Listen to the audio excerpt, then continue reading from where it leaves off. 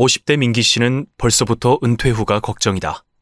아직 주택담보대출도 많이 남았고 직장 정년퇴직은 점점 다가오고 있다.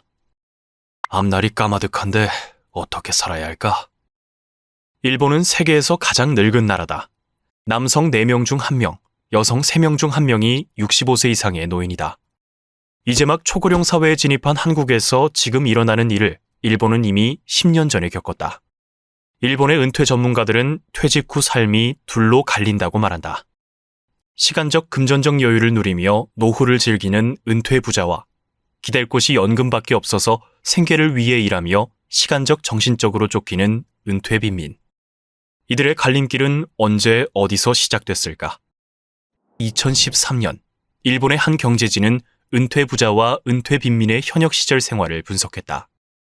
먼저 일본 도심부에 거주하는 60세에서 65세의 정년퇴직자 남성 300명을 현재 예금 보유액을 기준으로 삼아 3계층으로 나눴다.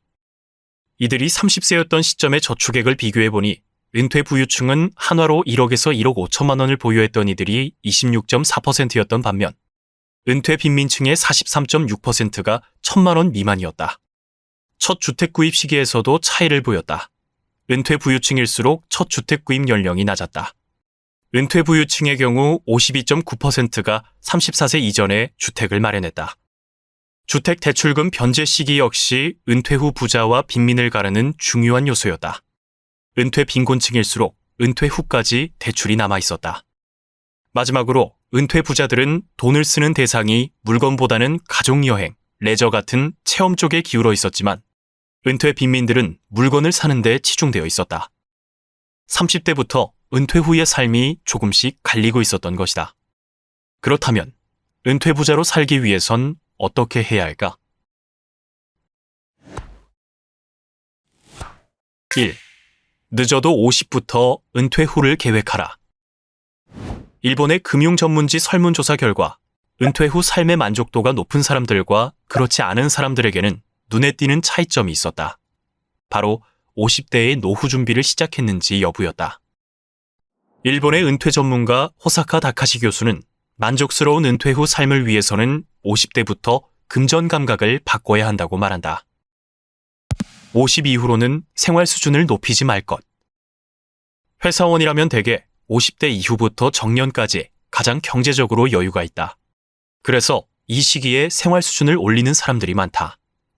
하지만 한번 올라간 생활 수준은 여간에서 다시 끌어내리기 어렵다. 50대의 씀씀이 수준을 높이면 은퇴 후가 괴로워진다. 고가의 물건은 현금으로 살 것. 한창 직장에 다니고 있다면 충동구매가 용인되지만 퇴직한 후에는 어림없는 이야기다. 충동구매를 하지 않는 습관을 길러두어야 한다.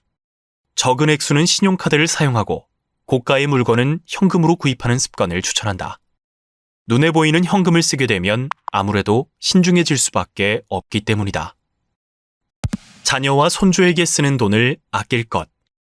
눈에 넣어도 아프지 않을 자녀와 손주를 위해 교육비부터 해외여행비까지 척척 내놓는 할머니, 할아버지들이 많아지고 있다.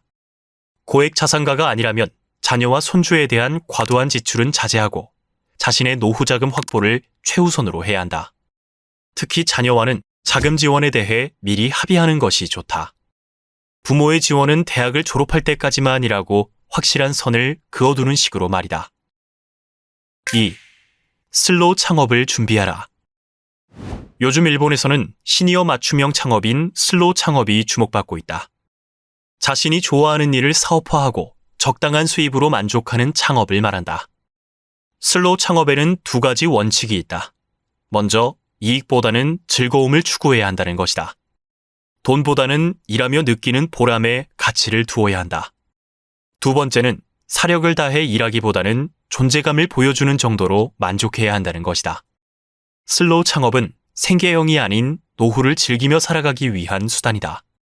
로우 리스크 로우 리턴이 기본이 되어야 한다. 수익을 올리겠다는 의욕을 앞세우기보다 적자를 내지 않겠다는 방어적 자세가 중요하다. 반려견을 산책시키는 일본의 회사 JTL의 고정비는 광고 전단지, 분뇨 비닐 등 물품 비용 정도다. 사실상 몸 하나로 하는 1인 비즈니스인 셈이다. 이용요금은 1회당 2만 원 정도로 큰 돈을 벌 수 있는 건 아니다. 하지만 JTL 대표는 말한다. 내가 좋아하는 개와 함께 산책까지 할 수 있다면 건강과 돈 일석이조 아닌가요? 오랜 세월 쌓아온 경험을 살리고 즐기면서 돈까지 번다는 마음가짐으로 은퇴 전부터 슬로 창업을 준비해보는 건 어떨까? 3. 제3의 인간관계를 만들어라. 일본의 한 시니어 잡지가 은퇴 가정을 대상으로 은퇴 후에 누구와 여행 다니고 싶은가라는 질문을 했다. 남성의 90%가 아내라고 답한 반면 여성의 절반 정도는 친구나 자녀를 꼽았다. 정신과 전문의들의 말을 빌리면 은퇴 후 남편들이 가장 받아들이기 힘든 상황이 아내가 자신만의 시간을 갖는 것이라고 한다. 직장의 인연은 어떨까? 직장 시절의 인간관계는 대개 직장을 떠남과 동시에 유효기간이 만료된다고 생각하면 된다. 행복한 은퇴 생활을 보장하는 가장 중요한 인간관계는 제3의 인간관계다. 가족, 직장과 무관한 인연을 미리 만들어 두어야 한다. 은퇴 전문가들이 강력 추천하는 것이 지역 대비다. 직장을 다닐 때는 지역 사람들과 연을 맺을 일이 없지만 은퇴하면 대부분의 시간을 지역에서 보내게 된다. 미리 지역의 봉사활동이나 취미, 동호회 등 지역사회 활동에 참여하면서 인간관계의 기반을 만들어 두자. 이때 꼭 기억해야 할 주의사항이 있다. 첫째는 회사 명함을 꺼내지 말라는 것이다. 같은 지역에 산다는 공통분모를 바탕으로 만나는 인간관계에서 직장명이나 직함은 불필요하다. 대화 주제도 회사 일이나 정치, 종교 등 개인의 가치관에 관련된 것보다는 일상적인 잡담이나 취미에 대한 이야기 수준에 그치는 것이 좋다. 둘째는 너무 친밀한 관계도 금물이라는 것이다.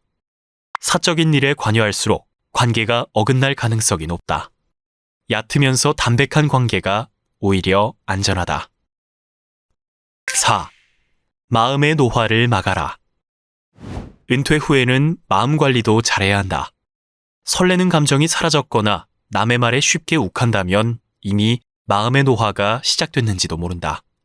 일본의 정신과 전문의 와다 히데키 원장은 은퇴 후 마음의 노화가 가져오는 대표적 생활 패턴으로 획일적인 생활 방식을 뽑는다. 좋아하는 작가의 책만 읽고 매일 똑같은 산책 코스를 걸으며 마음이 편한 사람들하고만 만나는 것이다. 겉보기에 스트레스가 없는 일상처럼 보이지만 변화 없는 일상은 몸과 마음을 빠르게 늙게 한다. 한 번도 가본 적 없는 산책 코스를 걸어보거나 새로운 스포츠에 도전해보자. 또한 뇌의 출력 능력을 단련해야 한다. 중년 이후에는 입력 능력보다는 기억을 꺼내는 출력 능력이 더 중요해진다. 글을 읽는 것보다 쓰는 것을 추천한다. 인터넷 블로그에 조금씩 글을 써보는 것만으로 좋은 효과를 볼 수 있다. 같은 맥락으로 라디오를 듣는 것보다는 사람들과 만나서 대화하는 것이 출력의 기회를 늘리는 방법이다.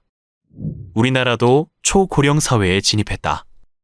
제2의 인생을 미리 준비한다면 고령화는 위기가 아닌 기회가 될 것이다. 인생 후반 10만 시간을 바꿔줄 삶의 법칙. 초고령 사회 일본 은퇴자가 사는 법. 이 콘텐츠가 도움이 되었다면 구독과 좋아요를 눌러주세요.